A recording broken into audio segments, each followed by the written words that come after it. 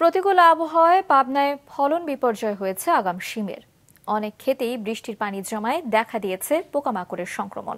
ফলে উৎপাদন লক্ষ্যমাত্রা অর্জন নিয়েও দেখা দিয়েছে সংশয়। রাতুল ইসলাম সুমনের ক্যামেরায় উৎপল মির্জার রিপোর্ট। দিগন্ত বিস্তৃত সবুজ এই মাঠকে বলা হয় সিম সাগর। দেশের অন্যতম সবজি প্রধান পাবনার ঈশ্বরদী ও আটঘরে উপজেলার সীমান্তবর্তী এ অঞ্চলের আবহাওয়া ও মাটি অনুকূলে হয় সবচেয়ে বেশি সিমের আবাদ হয় এ মাঠেই। প্রতি বছরের মতো এবারও আগাম সিমের চাষ করেছেন এ গ্রামের কৃষকেরা।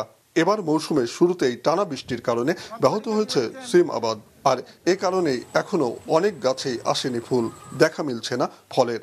যেসব গাছে ফল আসতে শুরু করেছিল বৃষ্টিতে সেগুলোরও ক্ষতি হয়েছে।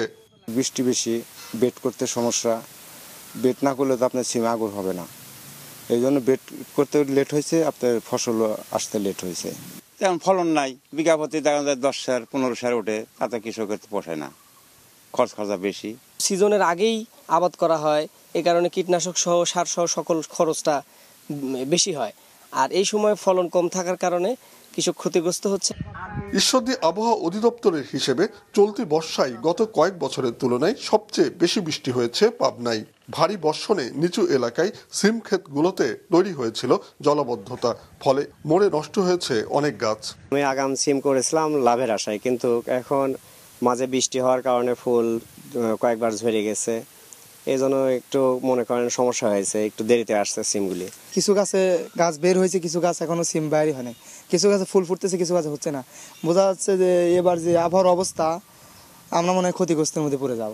এই পোকা লাগে খুব সমস্যা, সিম টিকে না, সিম শুটকিয়া পড়ে যায়, সিম খেয়ে ফেলে দেয়, সিমের গাছ নষ্ট করে দেয়। কৃষি সম্প্রসারণ অধিদপ্তর জানায় চলতি মৌসুমে পাবনায় 2714 হেক্টর জমিতে আগাম সিমের আবাদ হয়েছে। উচ্চ দরের কারণে আগাম এই সবজির লোকসান পুষিয়ে নিতে পারবে বলে আশা করছেন কৃষি কর্মকর্তা। গত বছরের তুলনায় ফলন কিছুটা কম হয়েছে, অধিক বৃষ্টিপাতের কারণে গাছ রক্ষা করাটাও খুবই কষ্টসাধ্য ছিল, কিন্তু দাম প্রত্যাশা অনুযায়ী দাম রয়েছে, প্রত্যাশার চেয়ে বেশি রয়েছে। এখন বৃষ্টিপাত কমে গেছে, এই সিম চাষে কৃষকরা যত্ন করলে এটা পুষিয়ে নিতে পারবে বলে আমি আশাবাদী। কৃষি কর্মকর্তারা জানান পাবনায় প্রতি বছর গড়ে প্রায় 300 কোটি টাকা সিম উৎপাদন হয়। উৎপল মির্জা, মাছরাঙা সংবাদ, পাবনা।